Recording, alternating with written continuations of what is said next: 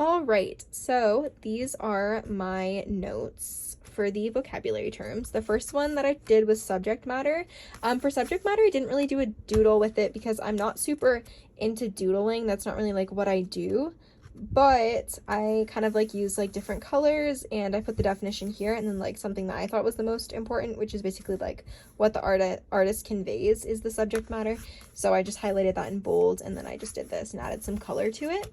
And then the next page is content. So for this one, I just kind of made this cute little thing that pointed to like different ways that content is conveyed. So the matter dealt with in a field of study, it's a topic, it's stuff to fill an empty space, and then it's like a vague term is also another thing.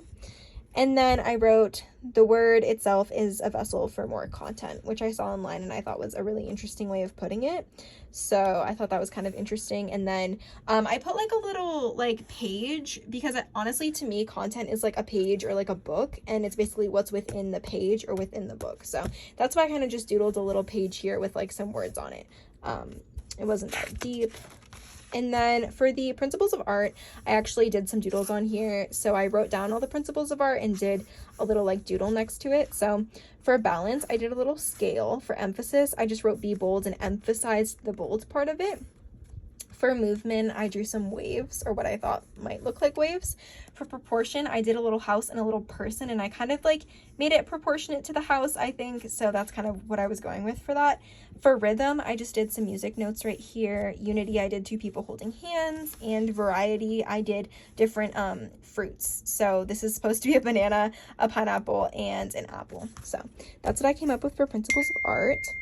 And then for the next one, which is form, I wrote the definition on the top, so the visible shape or configuration of something, and then when something can exist or happen in several possible ways. So I kind of like put a little arrow and like did a continuation here. I made some triangles here, which is basically like how I represented form, because these little triangles form a square. And then it also talked about like how shapes are kind of related to form, so I just drew a little triangle and a little square. So, and then I just like described basically what I did right here, which is triangles come together to form a square, to kind of show form, and then I underlined form. But yeah, so these are my creative notes that I took. I'm not super into doodling, but I kind of tried my best with it. So yeah, thanks for watching.